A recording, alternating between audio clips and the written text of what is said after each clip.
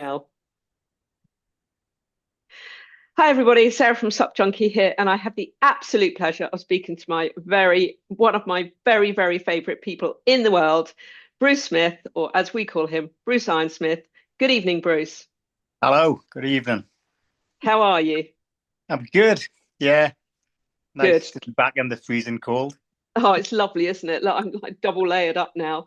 Um, we are here really to talk about your last paddler standing journey, which is very important because you are incredible.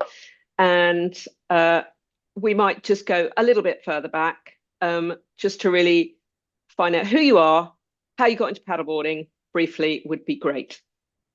Uh, so yeah, I started paddling probably the end of 2016. I was recovering from an operation on my ankle and met our Anna Little, who never stopped badgering us to do paddleboarding. So I let her take us out at our little river in Hexham, and it was all right. Uh, but I had my operation and I was recovering, and I thought paddleboarding would be quite a good rehab exercise to get back to running, if I'm honest. Uh, with the instability and balance and stuff, which it turned out to be very good. And then over time, the more I paddled, the more I fell in love with it and started training with Anna for the when she was competing in the NISCO series. And it just went from there. And the longer I paddled, the more I fell in love with it. And then I managed to get Karen involved, and we've done it ever since. I tell you, it's almost what everybody says. Some people don't like it the first time, but really quickly we all just get sucked in, don't we? Because Absolutely. it's Yeah. so good for us physically. Even if you just go for like a social paddle, you just feel like you've done a bit of a mini workout. You can train as hard as you like. You've got the mental, just being on water and just being outside in the fresh air, whether it's cold or hot, it still feels good, doesn't it? So Yeah. it's just so Absolutely. good for us physically and Yeah. mentally. Yeah. So you did the NISCO series, which is actually where we met, and I just have such fond memories of that, Bruce, with you and Karen, and it's very dear to my heart, and I've shared it many times. So I'm not going to do it again, but it was really lovely to meet you and Karen and the rest of the Northern Sup race team. Um, and then so you did that for quite a long time. You're successful. I mean, it was just the best fun in the world, and I think that the word family absolutely resonates with that event Yeah. because it was such a Yeah. family vibe. And Alex was brilliant at bringing us all together. You then started doing like the longer races like Battle of the Thames and the GB Sup, what was probably UK Sup National Series and the GB Sup National Series. And you've done loads of other stuff.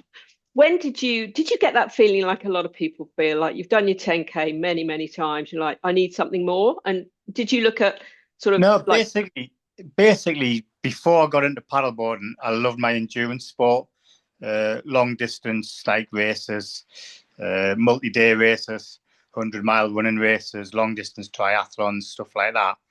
And we'd started Northern Sub Race Club, and we'd put a little 5K race on the River Tyne. Brilliant event, and it's where I met Alistair Swinscoe for the first time. And yeah. after the race, we were just sitting down with Alistair and Alison, and he was telling us all about these like ultra like distance races that they did. I'll be honest, I'd never even thought of doing an ultra distance paddleboard race before, but that just really like hooked us in because I still had the mentality of like an endurance athlete. Yeah. Uh, so I was always on my radar to do longer races. Signed up and did the Great Glen pretty much straight after that, which is a fantastic race. If anybody wants to come over to the UK and do that, Yeah. brilliant. Uh, 92K on the most beautiful yeah, bodies of water in Scotland. absolutely. So that was brilliant. Did that, loved that, and then just wanted to do more. Uh, yeah. And how did you hear about Last Paddler Standing? Was it just sort of quietly popped up on social media or So something, or did you know anyone yeah, who'd done it? it was. I'll be honest. I saw Brendan Prince, who not long done the paddle around Britain, and he kept posting on that he was doing this thing called Last Paddler. Had absolutely no idea what it was, anything about it, but it just like intrigued us. So I did a bit of like digging in what it was. Sounded like an awesome event. Spoke to Karen, and we talked about it. It was like can we do that? I was like, no, we can't go that. Didn't even have a passport, to be honest. So it was never an option, you know? Yeah. And then when the first race happened, I was glued to it. I watched pretty much all of the 48 hours. Loved it. And when that finished, we both said we need to go and do that. So Yeah. get a passport. So I got a passport and booked up for the following year. I love it that you finally got your passport because you had a paddleboard race to do. Pretty much, yeah. Otherwise, I still wouldn't have one, I tell you. Um, I have to say, I too was glued to that first edition. I just thought, A, what the hell is this race? B, oh my God, this race is incredible. It's so, and like you, Bruce, when I used to race, most of the races you start, bat out of hell, fast as possible, or like beach start, sprints. It's all super, super fast. This was like the slowest, almost like most boring race start in the world, but the race was absolutely gripping. It gripped me like it gripped you. And I just thought, Yeah. I mean, you wanted to paddle it, and I just thought I need to get on the media team. So I thought I can talk for 48 hours, no problem. So how did you train for that first one? So, paddle, paddle lots, but I watched a lot of the live feedback to try and find out what worked for other paddlers and what maybe didn't work so well. And being like mainly doing shorter distance races, I thought that might actually like suit me because it's like 5.5K near enough. I can do that at a reasonable speed. So I did lots of little like 6K efforts, more than like long continuous paddles. And I was lucky, work was quite quiet at the time, so I had a lot of time off. So I managed to find the water a lot. And yeah, just paddle lots and like lots of like shorter distance instead of like big, massive, long, like 6 hour paddles and that, Yeah. And was it always Karen's plan to do it that first year with you? Yeah, we were always doing it together, yeah. Yeah, cool. And did you when you came over for the first time, did you have a ground crew or support or anything? Oh man, what can I say about that? We didn't. Uh, and we kept starting to think, what are we going to do when we were trying to plan how we would like do it? And then up pops Ryan, a little post from Ryan on Facebook, sort of saying that they'd watched the race the previous year and noticed what happened to our friend Alex. And they basically were looking to see if there was anybody from abroad that didn't have a ground crew that wanted one to try and like help prevent things like that happening again. So I just quickly typed on, I think we need to talk. Me.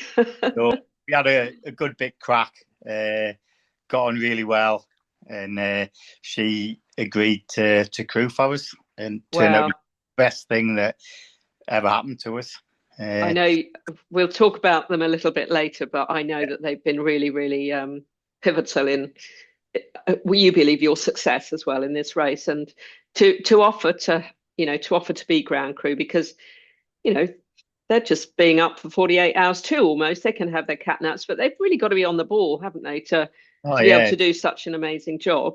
I do think it's much harder for the crew than it is the paddlers. At the end of the day, all you have to do is paddle.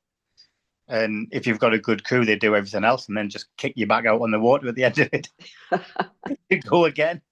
So I do think they have a lot more. It's a lot harder for the ground crew. Yeah, and I guess it's pressure, isn't it? They are, they've agreed to look after you basically, and they jolly well have to do that. So that's something that I was fascinated in. Obviously, when you're watching, you don't really see that because the camera sometimes goes into the competitors' area, but on the whole, you want to really leave them alone.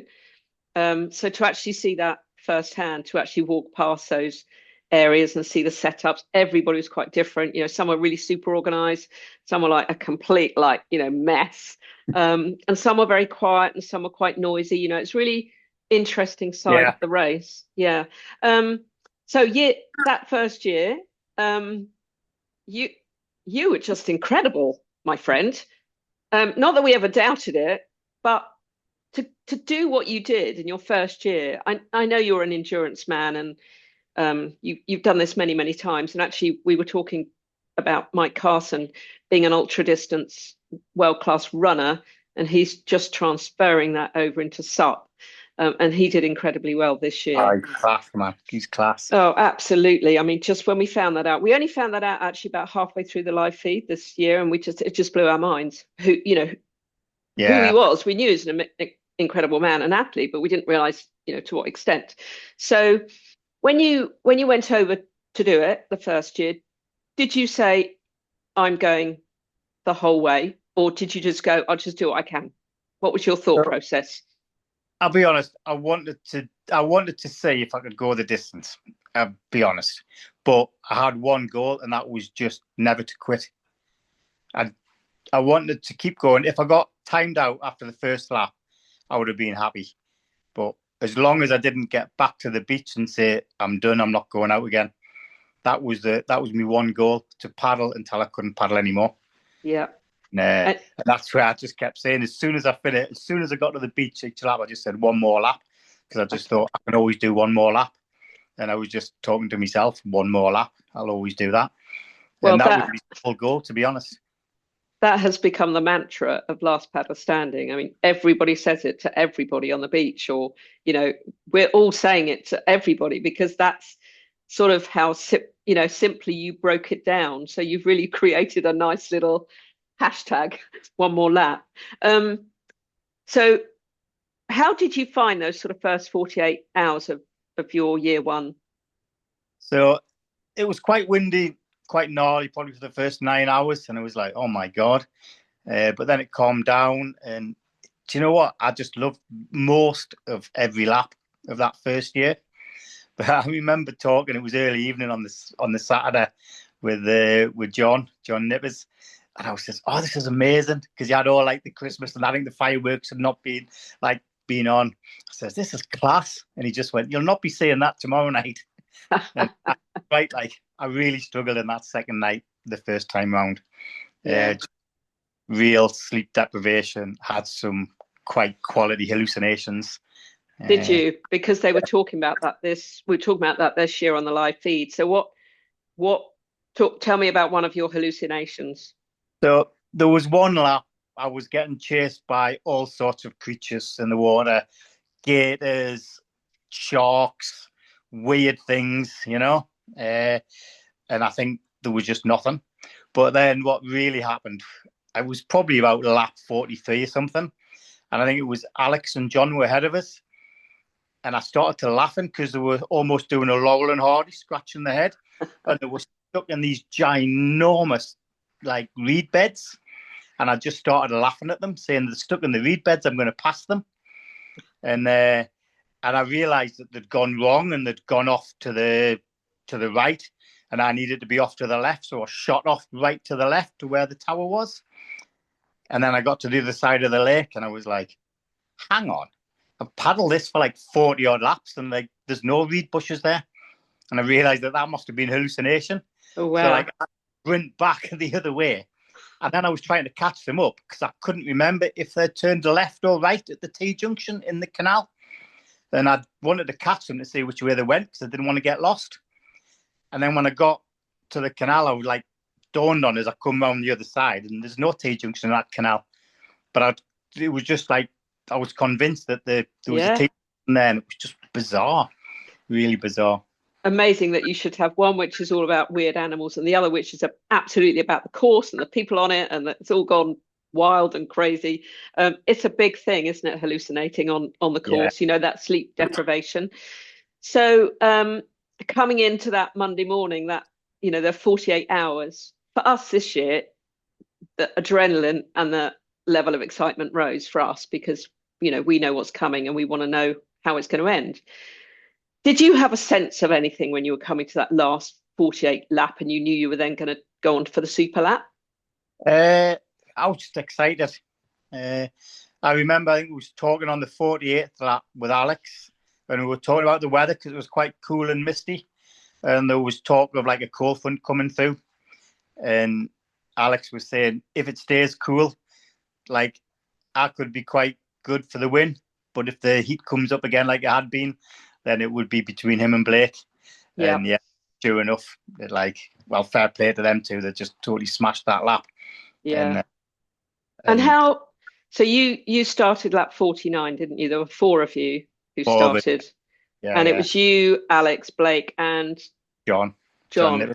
Yeah. And I just remember watching that. I think everybody was screaming at the TV, to get for all of you to get round, not just one or two, but for all of you and for you in particular. How did it feel? I mean, I can't remember how much you missed it by, but it was It what, was, I a was minute or something? It was about a minute. I think I was round Yeah, about the turn boy when I saw Blake going out. But we set off at the start, really exciting. It was like a 10K race, full on. John, Alex, and Blake like powered ahead of me. And then I just thought, don't be daft. You can easily do 8K in an hour. Just as long as you do your 8K in your hour, paddle your own race. Don't try and chase them. Because if I chase them, then I might burn myself out.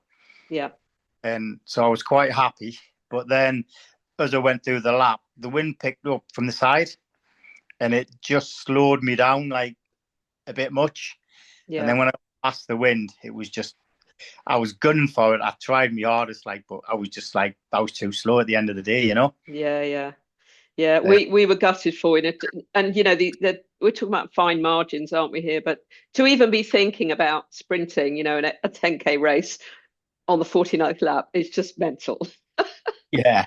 But But it's what you signed up for. So yeah, it frustrated us because, like, for the first time in my life, I've tried to take something easy and it probably backfired on us. and the lovely thing about you being there for that year was we had the most, I just call it the most beautiful moment in SUP history in my lifetime. It just was beautiful, that interaction between Alex and Blake, and Alex stepping back and letting Blake go forward. It was just, that quiet time on the beach. Were you Yeah. around at that time? Were you standing on So the beach? I was probably like just in a whole world of pain and torment. I missed all of that, to be honest. I Yeah. staggered off and I was wiped out, to be honest. So I Oh, I can missed, imagine. unfortunately, I missed like all of that bit and Blake. I saw Blake come in. I was on the steps watching Blake come in, which was quite Yeah. cool. But Yeah. I missed the special. I watched it back on the live feed, Yeah. but I It's a missed. really special moment, really special. But so when you finished, you were wiped out, and you know, I can imagine. Did you sort of crash or just get yourself together, and because it all sort of clears up pretty quickly, doesn't it? Everybody's, Yeah, can't, fly. you can't really remember. I think Karen sort of like got us changed and that, and then we just went back to the hotel and I think I slept for the rest of the day. I think. A lot. Yeah. Oh, brilliant. And when did you say I'm going back after that? We probably knew we were going back before we landed back in the UK, to be honest. Yeah. Uh, so we're always going to go back the second year, but then things get in the way. Life happens, and unfortunately, we had it all booked. Had hotel flights booked, but it was like a couple of days before. It was like we can't really go. So unfortunately, we had to miss last year. Yeah. But then, that, as you say, that is life, isn't it? And these things happen. We can't always do the things we want to do. But do you think that made you feel more strongly about coming back, and more, not Yeah. that you could be maybe more determined and going, right, we've definitely got to go back. We've definitely got to do this. So because since like the first time I did it, I've life took us away, work, houses, stuff, Karen's knee up. I haven't actually paddled. So this year we were going just to be part of it, just because we missed last year and we just missed everybody. We just wanted to go there, have a holiday, and just be part of like the event again, Yeah. with no like thoughts of like doing anything really apart from being there. Yeah. And when did that change for you? Because it must have changed a few weeks before. Otherwise, you maybe wouldn't have done so well. Realistically, probably just a couple of weeks before we flew out. I'd had a couple of times on the water in some like quite gnarly conditions, and I was like starting to feel that I might. I was starting, maybe it was the excitement more than like the physical, because I was definitely not paddle fit. Or I didn't think I was, but it's a long time to train when you're racing for like 48 hours, isn't it? But Yeah, yeah, it was probably absolutely. about a couple of weeks beforehand. I said to Karen, I was like, do you know what? If like I might actually do all right again. So then I just thought, sorry, let's try and do our best. That's what we're here for, isn't it? Yeah, absolutely. And Karen was always only ever going to do one lap. She'd had, as you said, that major knee surgery Yeah, she had a total 9 months ago. yeah total knee replacement, and she's doing amazing. She's got back on the water. If it had been like flat calm totally, she would have probably done a few more laps, but it was always the intention to like sign the end of the year off on a high with like doing a lap at Last Paddler. Yeah. That's Yeah, amazing, isn't it? I've been speaking to Betsy and actually just talking about the event and talking about the laps, and we feel that the language is quite bad because oh, he only did 12 laps, and it's because you're always yeah, looking at the 48 mark, and it's so wrong of us because, as I've said again, anybody who stands on that line with the intention of doing 1 to 52 laps, fair play to them, because it is such a thing to get your head around. I that's just the think beauty of it. Yeah, everybody should be applauded. so like it's the beauty of the race. It suits everybody. It doesn't matter how long you've been paddling, how experienced you are.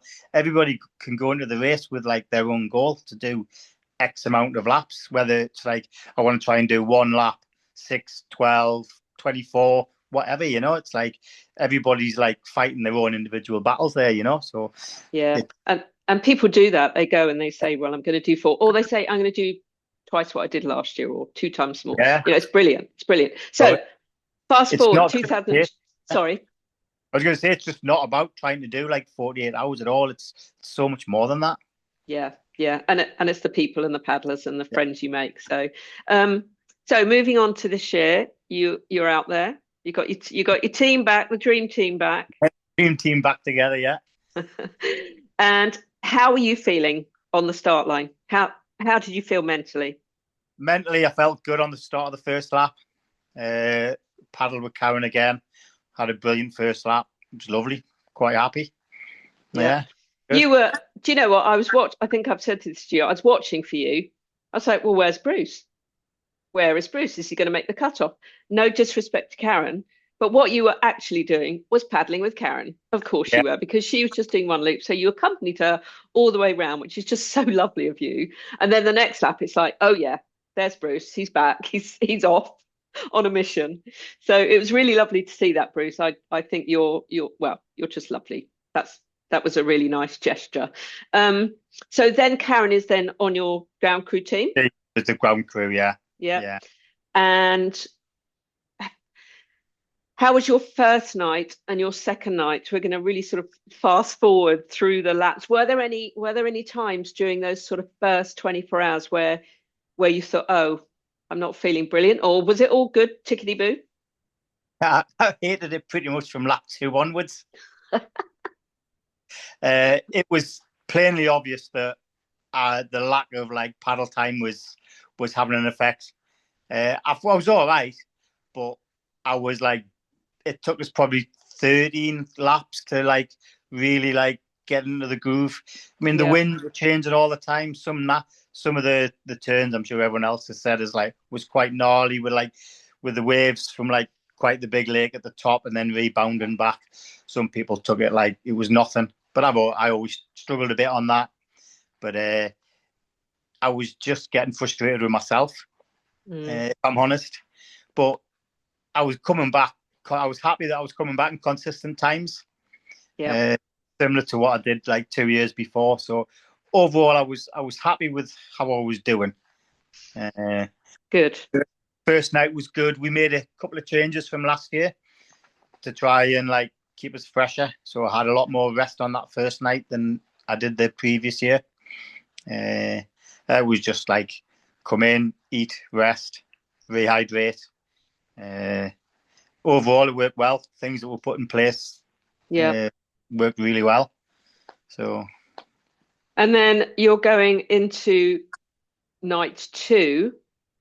So yeah, Sunday night, and we know there's a thunderstorm coming.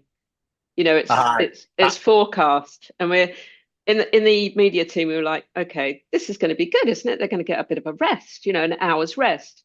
And then as it came, we then found out very quickly through that hour that it was actually going to be 2 hours. You're going to be off the water for 2 hours. Now, we thought that that might be a positive, a bit of rest, but then we realized that maybe it wouldn't be a positive because that's going to really mess with your consistency and your routine. So how was that 2 hour break for you and then getting back on the water? Yeah, it was definitely interesting. I mean, it was a good call that they made, probably at the right time to come off. But it was frustrating because at the time when we came off, apart from like the sky lighting up, the water was like pancake flat. It was like perfect paddle conditions. But it was definitely the right decision, I think. So I managed to get a bit of sleep, but waking up, I was just totally seized up. I think we probably all were walking like zombies around like until we started. But Yeah. as soon as we pushed off and started paddling, it just like it was all right. Just loosened up and carried on. Oh, that's good to hear, 'cause we were watching, because we were then down to 7 paddlers, weren't we? The Super Seven, which Yeah. the Super Seven came in from lap 38. There were 7 of you, and you went almost all the way to the end. So we were watching you, and we have to say that first lap that you took after that 2 hour break, you all looked a bit crusty and a bit rusty. But come lap two, you were just like, nope, back on the back in our Yeah. routine. So it Yeah. clearly was not the best thing. So coming into lap 46, which was then 48 hours. Did our adrenaline was going up? Does your adrenaline change, or do you get a heightened sense of, or do you sort of almost try and ground yourself and go, right, now we're down to the nitty gritty? You definitely have to set yourself up to start paddling fast again. But that 40, well, the last lap was quite cool. The three of us just ended up just paddling around together, just having a good bit crack and stuff. It was enjoyable. But you did have one mind on that you need to like get tuned in. Yeah. And we were just so blessed with some amazing results and records this year.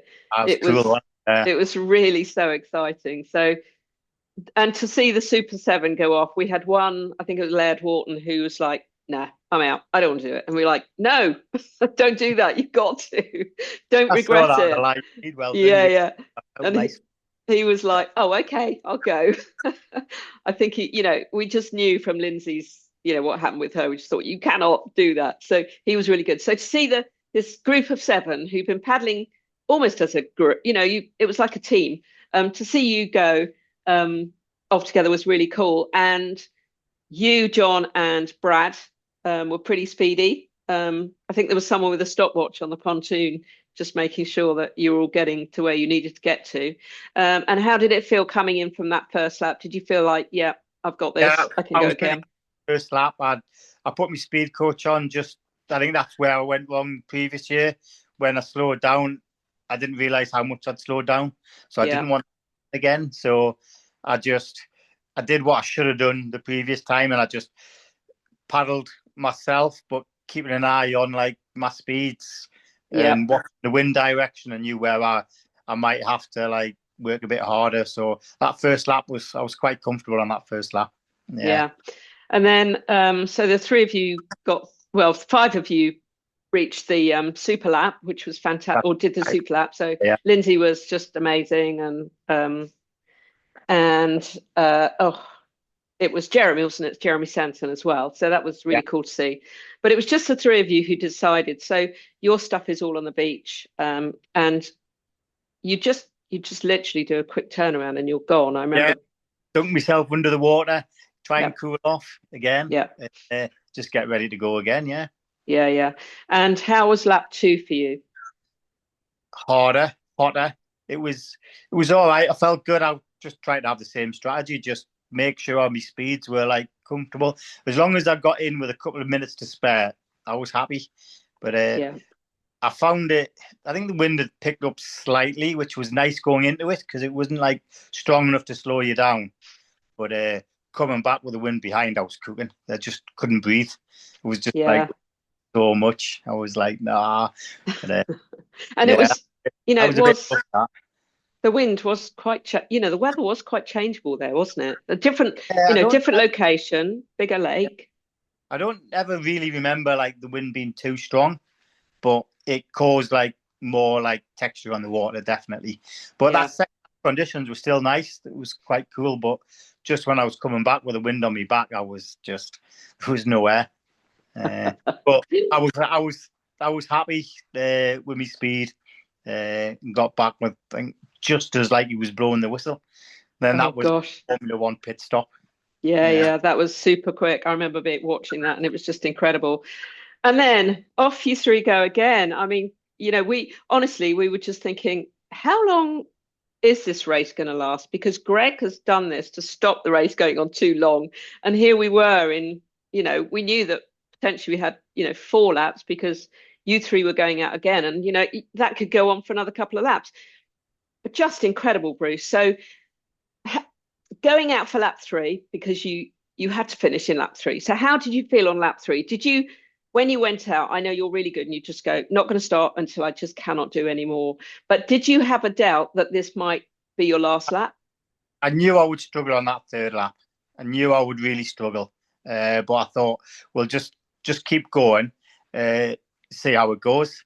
But went down.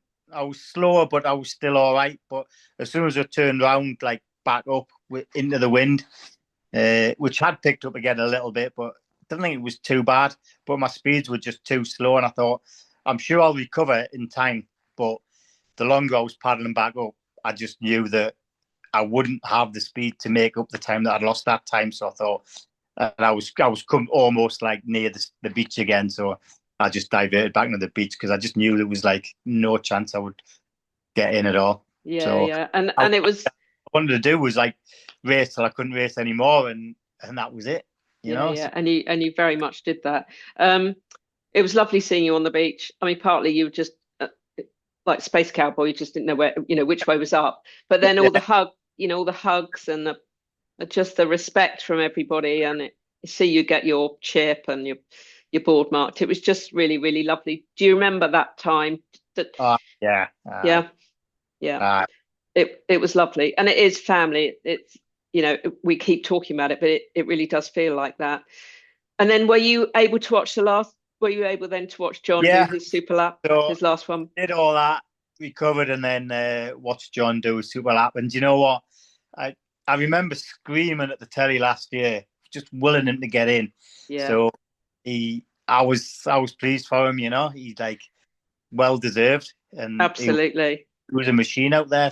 Yeah, and he had about 5. We reckon he had 5-6 minutes in the bank, Yeah. which is unbelievable. Yeah, he was almost clinical every time he paddled in and round and whatever. It was just amazing to see. Are you going back? Yes. Yay! Yes, Glad to hear it. If people will have us, we'll love to come back. Oh, they'll have you, my friend, for sure. Bruce, thank you so much. What would you say to someone sitting on the fence or just going, I don't know what that race is about?